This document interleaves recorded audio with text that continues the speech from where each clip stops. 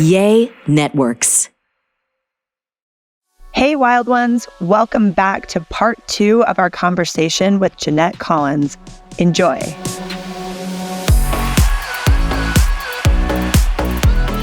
I found it was interesting for me. I'd always had kind of like, I guess the beliefs that were taught to me in, religion about the afterlife and stuff. But then when my brother passed away, that was the beginning of I wanted to know more, because I was just in my mind, I'm like, he's not supposed to be there yet, because it didn't make sense to me because of how he passed, and he was young still and he had little kids. And I just thought, I need to know more about where he is and what's happening. I just had like a deeper curiosity for it, I guess. Yeah.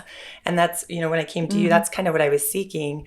And it just kind of grew from there. I was very, I've had a lot of people say, because I've had a lot of signs from all of everyone who's passed on it that has been close to me from my brother on. I've lost like 5 people. And, I've shared this different experiences and different signs that I've had that are very profound. And I've shared them with other people who've also lost their loved ones. And sometimes they'll say, like, how do you see all these signs? And how, but what I've noticed is if they're grieving really hard, their frequency is really low. And I don't think they can, I think that blocks them from being able to see them, because this is my own kind of belief from what I've kind of how I understand it now. Our vibration is really high after, for the most part. And so it's like, we have to be able to get on that same vibration to kind of see these signs and different things. And I think you have to be open to it. I think that's a big part of it, because sometimes people aren't really open to that kind of stuff. Your heart chakra has to be wide open. Mm-hmm. Yeah, right? Like your heart has to be open. Well, in a grieving heart, and for those that are grieving, because when you do lose somebody, it's a deep trauma to the heart. Now I say trauma, but let me rephrase that, because I think when somebody passes, what really happens is your heart is given the opportunity to totally expand in a way it can't expand before, because you have to include more into the picture of just loving them for being who they are. Now you get to love letting them go. And I think it breaks that part of you open. And so I think that the grieving that people go through is necessary, for sure. And I think at those particular times, and I've been given this message many times when I'm working with people, we won't come to them because it's not for their highest good yet. Yeah. So they're not ready for who knows what reason. It's none of my business why. Sure. Yeah. But it's like, we won't come to you yet, because I've had many people sit and say, how come I haven't seen my child? They died a year ago and they've never come to me since. And what did I do wrong? And I'm just like, whoa. It's not about that. It's not about that. Can you trust that they're there and they'll come when it's time? And they're like, what if they never do? Well, then what if they never do? Then maybe that's something that person needs. Maybe they have a belief or something. I don't know. You could go a whole bunch of myriad of stories to figure out what the reason was. But for me, it's about helping them understand that there's a greater purpose to this than just what we think. And that when somebody passes and crosses over, nobody in my perspective and from my experience dies off time limit. Even if we don't agree with how or why or what showed up, but they leave on the time frame for whatever reason that's perfect. And it affects people in different ways, Especially when they die young. Yes. Like a baby or a child. Because people don't think that should should happen. It shouldn't happen. Yeah. They think it shouldn't happen, just like my brother being murdered. That shouldn't happen, but yet it happens all over. So it was given, for me, I can't speak for anybody else, the opportunity to see a greater picture through his passing, because then my father died after him. Well, I had a nephew that took his life in September, and then my father died in October, and then my little brother took his life in November. And so we had these, it was embarrassing to go to the funeral home. They're like, you're back? We're like, we're back. Wow. Next month to bury another loved one. But the experience was over and over and over. We're here, then we go. And I watched what other people went through, and I also watched what I went through. And I watched a lot of judgment happen to people when those that took their lives. passed. There was a lot of judgment placed there because there was a lot of beliefs that were being challenged. Now it was like, he'd still be here if he hadn't decided that, and it's like, but you don't really know that. Yeah. You don't really know all the ins and outs, and it's not yours to judge. Maybe you're right, maybe you're wrong. But yours is to release it, let it go, love them, and move forward without putting it in a box, because that really keeps you victimized and stuck. Because you're like, he wasn't supposed to. Now what do you think about for the next 40 years of your life? Why this person left when they weren't supposed to, and you're constantly grieved by it, and you don't get to move forward, because you're stuck with that belief that that shouldn't have been that way. And it is, because it happened. Right? Right. It is because it is.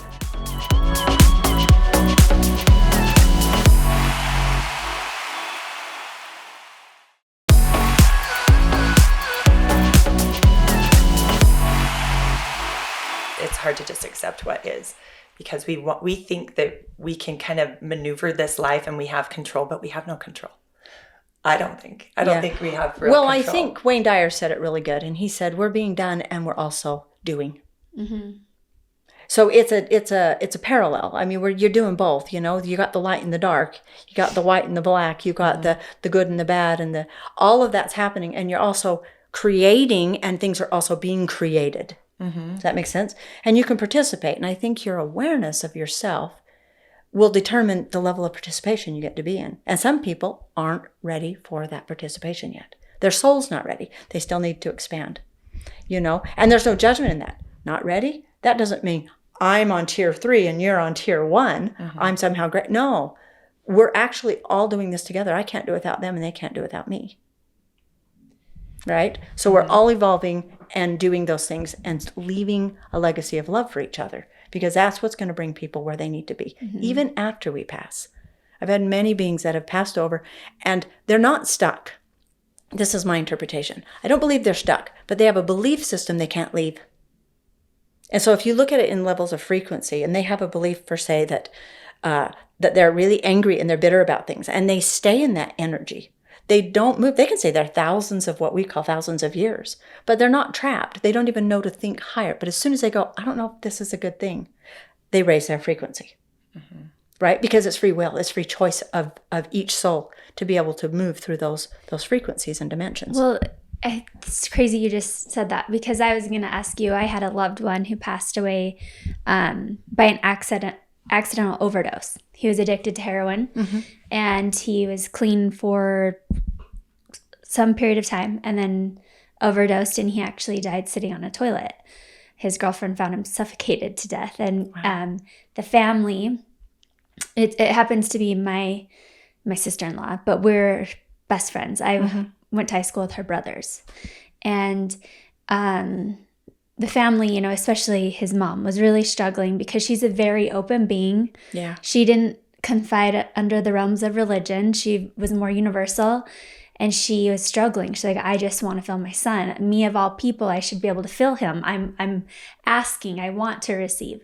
And she went to some event with, what did we say? Someone with gifts. They were holding an event in Seattle, and she just happened, or Oregon, she just happened to go. She was sitting on the back row, no intention of asking any questions. She was just like, I'm going to go see what this lady has to say.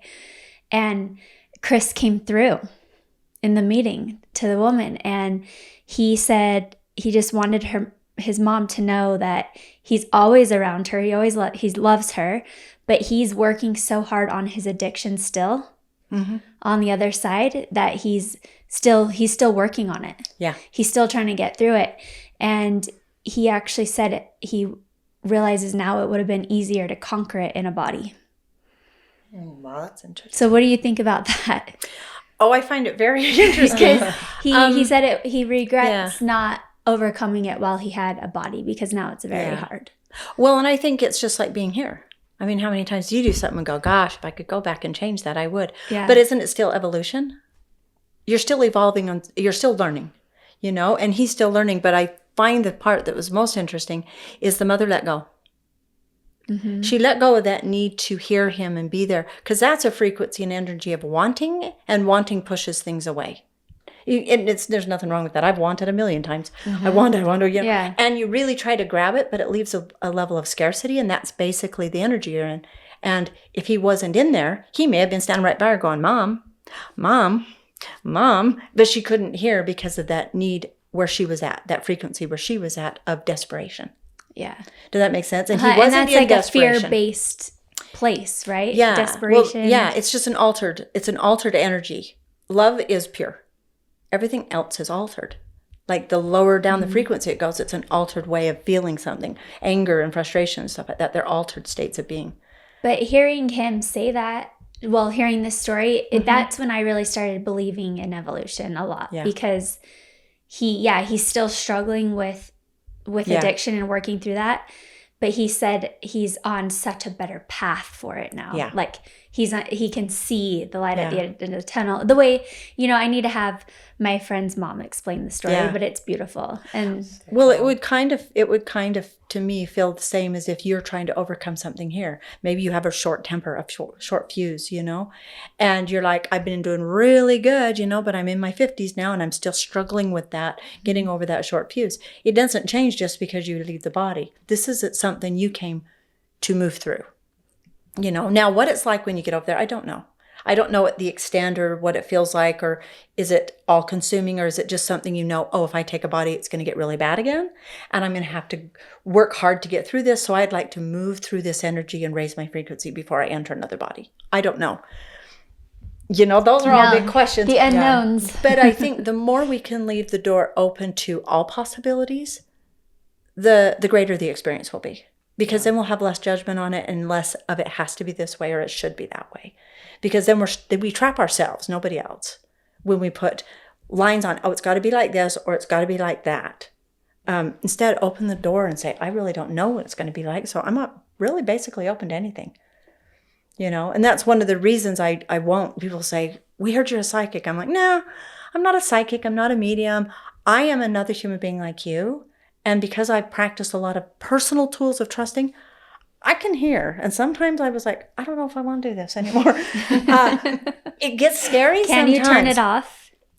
Well, or do you just ask people to leave you alone? I don't think it would be turned off as much because I would just have to consciously completely block that part out. And that would be go against who I am as a person. Yeah. So I can't anymore. Mm-hmm. But I don't necessarily have to do readings. But I can't say no. You know, when somebody shows up at my door and they're crying and they've just lost a child, and I go, I don't know. And I tell them, I'm honest. I don't know if I can hear any messages. We may sit and just console each other. And if that's what we do, that's enough. You know, one being to another, to hug another person and tell them they're going to be okay, is sometimes all that needs to happen. And that may be the whole message and the whole purpose. And so I try to leave that door open so that people don't have preconceived ideas because they're just like, okay, Jeanette, she's going to reach into the realms. I'm like, oh, no, I'm not. I'm literally going to sit here and close my eyes the same as you. And I'm going to tune in and I'm going to tell you what I practice hearing. And if I'm wrong, it's okay. Mm-hmm. If I hit the mark, wow, we're all both excited, right? Mm-hmm. Because I like knowing that I hit the mark because I'm learning too. I'm not the teacher, I'm teacher student. I love to teach what I'm teaching, but I'm also learning a lot all the time, you know? And that's why I keep the labels off as quick as I can. Mm-hmm. People are like, oh, you're a medium. No, I'm not a medium. I don't know what I am. I'm just Jeanette in a body doing my thing and trying to help people feel loved. And speaking of that, you have a podcast that you're doing right now. Tell us a little bit about it. It's called the Janetic Code, play on my own name. The Janetic Code? Yeah, Janetic. So it's for the gene expression, but it's really the genetic code. And I just wanted to be able to help people to transform their own lives, tune into themselves, and do it in little tiny blips. Little 15, 10 minutes, some are only 7 minutes long. Little steps of how can I transform my life? How can I start making a change? And people ask me that all the time. Well, what do I need to start with? And that's why I started the podcast. I'm like, whoa, let's just give them the steps to change. That's beautiful. Because when you said you moved out at 17 and you were trying to like figure out how to process what had happened in your life and where to go, you didn't really know where to go. And it took you a long time to get there. So through what you've learned and how you've grown, you're giving people those little bits of information. Well, just do this one thing today. Yeah. And start see where it goes. Start with that. And I love that because trying to overcome something hard that's very deep rooted in pain, fear, anger, whatever the emotion, it has to be digestible, like bite-sized chunks. You can't take on, I've learned that, like I've signed up for these big courses and then I'll start it and I'm like, I can't do it. It's too much at once. So I love the concept of just that 15 minutes a day, the one thing a day. And you have a book too.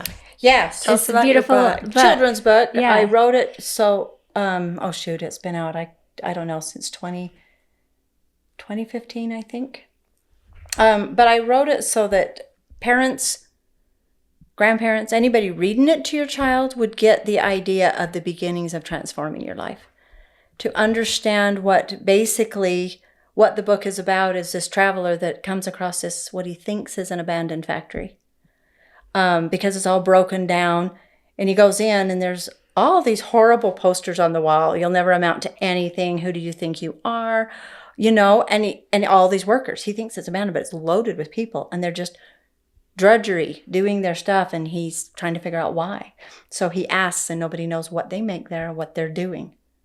And so he finds this little old woman who's watching him. She comes over and says, I can tell you what we used to make. We used to make beautiful things, love and compassion and understanding and beauty. But we don't do that anymore because our owner left us. And the manager took over, and it's never been the same. And he's like, well, I want to help. So she marches him upstairs to the very tip top of the factory where he can talk to the manager. And he goes in the room, and Edward George Oslo, but you can call him Ego, is sitting right there. And he took over when the owner left. And he don't care how it runs. He's like pristine and perfect. And the Ego? Ego, yeah, Edward George Oslo. But he's like, you can call me Ego. And he took over, and he's just running this. He don't care. He's like, shame motivates people. Are you kidding? That's why. And so this traveler is inspired. He's like, well, I want to help. Who would leave a factory like this? And the old woman looks and said, this is your factory. You're the one that left because it got too hard. His traumas were too big, so he disconnected from his body, so to speak, from his life, and stopped giving what he could give, and it was time to come home. Mm-hmm. So she takes him right back into his heart where she saved everything. And it looks just like a beautiful library. And he spends a long time in his heart reconnecting to who he is. And when he comes out, he reconnects to the factory, which is all the cells of your body, all of who you are. And he thanks him for carrying on in such horrible conditions. Wow. What a beautiful book. Reestablishes the connection. He's like, I've got blueprints. Here's what we really make. And he transforms his factory, which inspires other people to transform theirs. Mm. And so the point is as a grandparent or a parent is reading this to their kids, the question at the back of the book is, what does your factory produce? What are you producing and putting out into the world?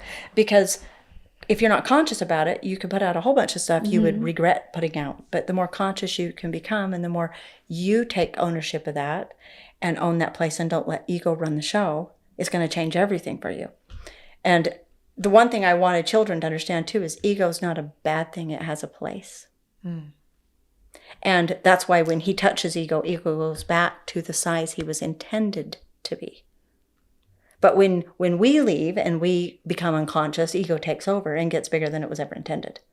Right? Yeah. It takes over the show, and you do things and you come back and you're like, what a mess. I had to clean up what I let my ego take over. Yeah. And that was the whole point of the book. And it literally just popped into my head one night when I was laying in my bed. And I was like, oh, that's so cute. And I heard, write it down. It's this book. And I was like, it is? They're like, yes, it is. So it's called The Traveler and the Factory. Yeah. Yes. I love that you made it a children's book. It has beautiful The illustrator, is Valerie Thompson. She just did such a beautiful job illustrating it. And it took us a while to do it and get it all done. But it meant so much to me to get it out there. And I didn't care if one child read it. And it made a difference to one child. I didn't care if it ever became popular. But I thought, wow, if I could just show people so more little kids can read it and more parents can read it. And just set the intention of what am I really giving to the world?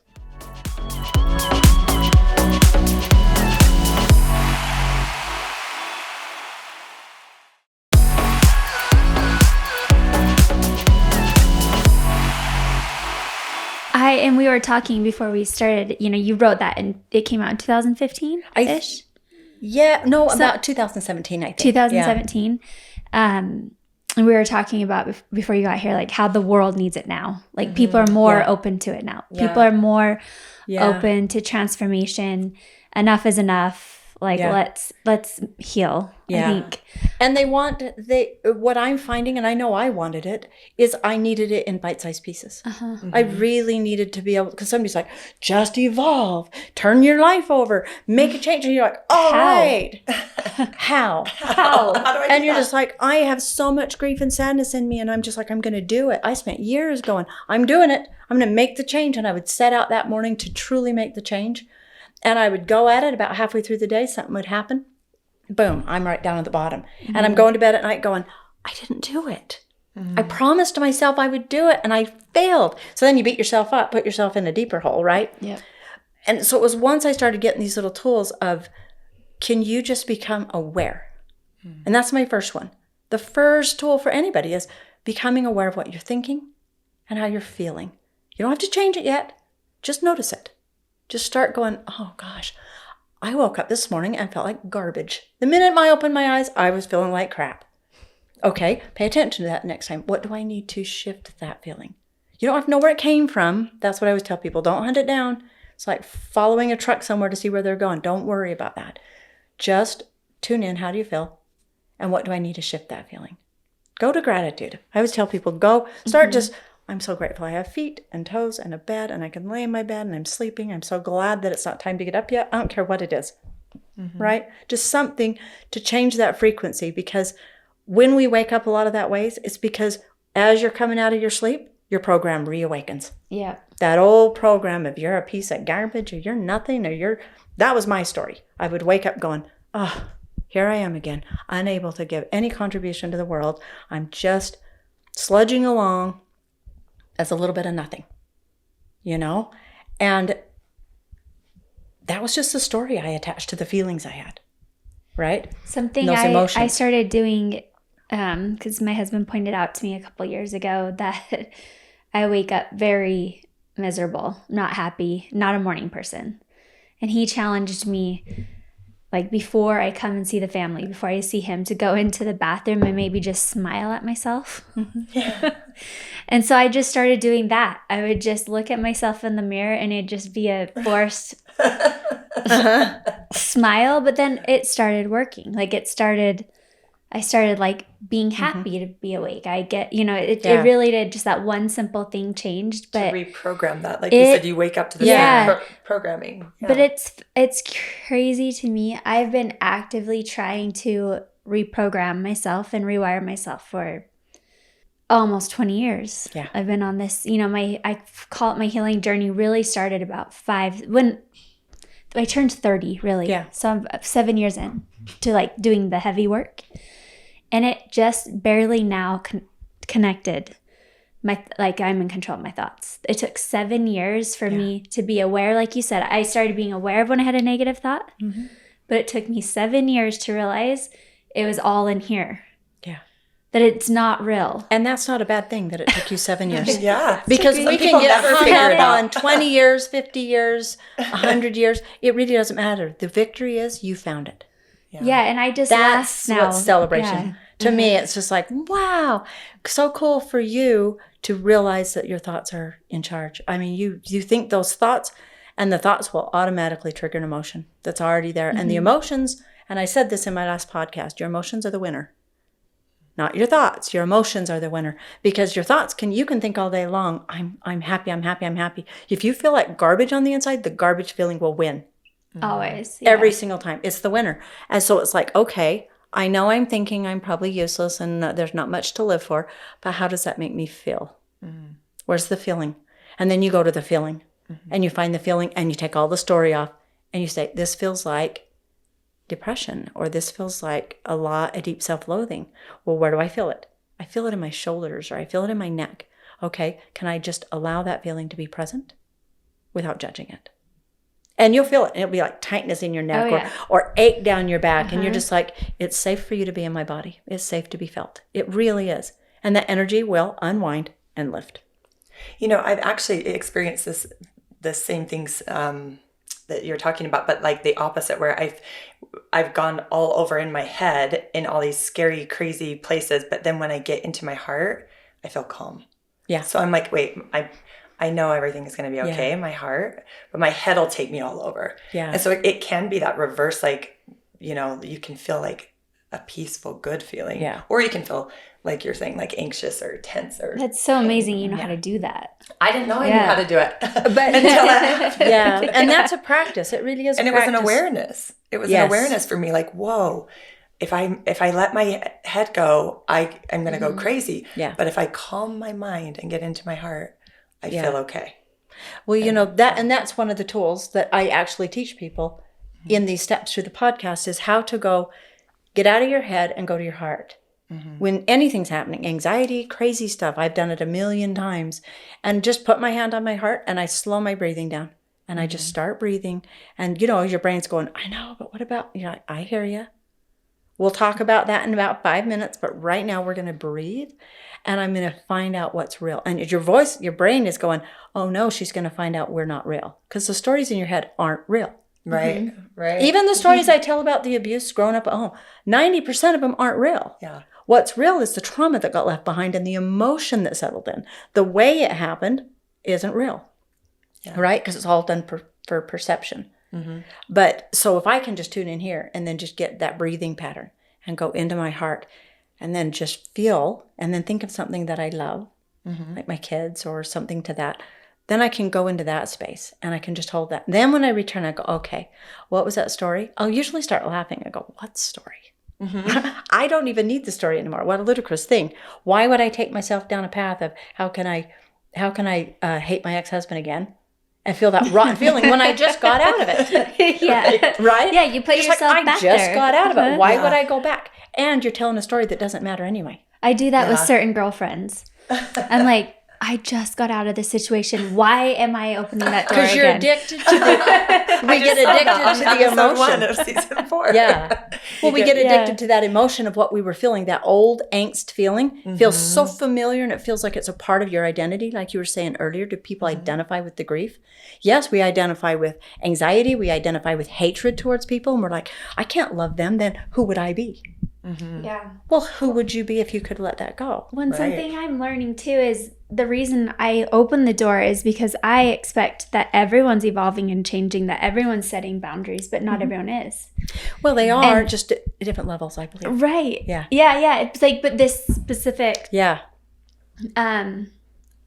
scenario, it's like I put myself in because I'm ready. Yeah. But then I realized, oh, we're not on the same page yet. Yes. Like reverse, break.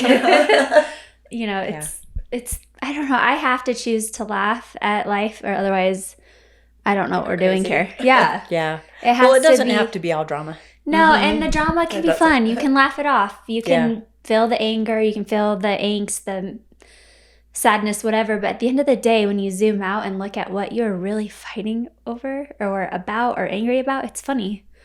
Yeah, most of it doesn't really matter. Yeah. Like, wow. And then the gift How after did we that get is, can I go and not do it again tomorrow?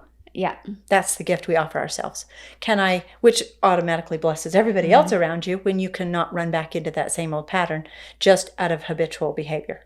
You know, to go, I would like to change that. Yeah, I think you need to schedule a session with Jeanette and the whole cast from Real Housewives. They might need to hear that. Oh.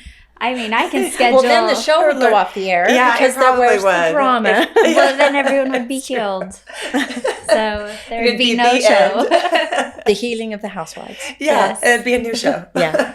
Well, that's okay. We're open to all kinds of new things coming up. That's true. Yeah. I think we're ready as people on this planet. People are looking for not the old anymore. And I think that's why it's so starkly obvious, the differences right now. Where you can see things, you're like, whoa, that's never been like that. It needs to be. It's like cleaning out your bedroom and you're like, I know there's been a smell in here forever. Now you're looking at the mold. You know, now you're looking at all the stuff. You're like, oh, well, that's what it was. Now I can begin to make different choices and do different things so I can change things and become the person that I want to be so I can contribute what I want to contribute. Because we'll only contribute what we really believe is true about ourselves, you know? And in the years ago when I was just a young girl in my 17, 18-year-old age, I really believed that the only gift I offered people was when I could do service to them. Otherwise, I was just a slimy, worthless and nothing. But if I could go in and cook you a meal and make you bread and then slipper the back out, they would go, well, at least she did that. That was my level of story on myself. And it took me a long time to keep people say, oh, we just love what you do. And I'd be like, oh, then I better do more so that I can be loved more, until that exhausted me. What a great journey.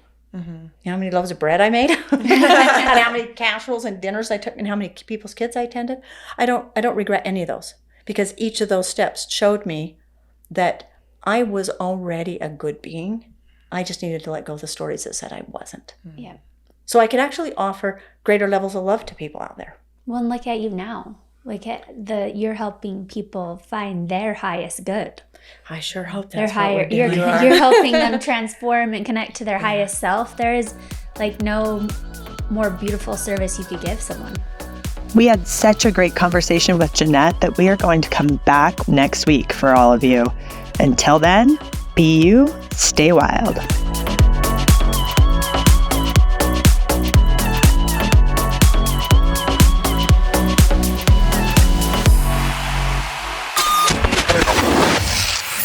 Yay Networks.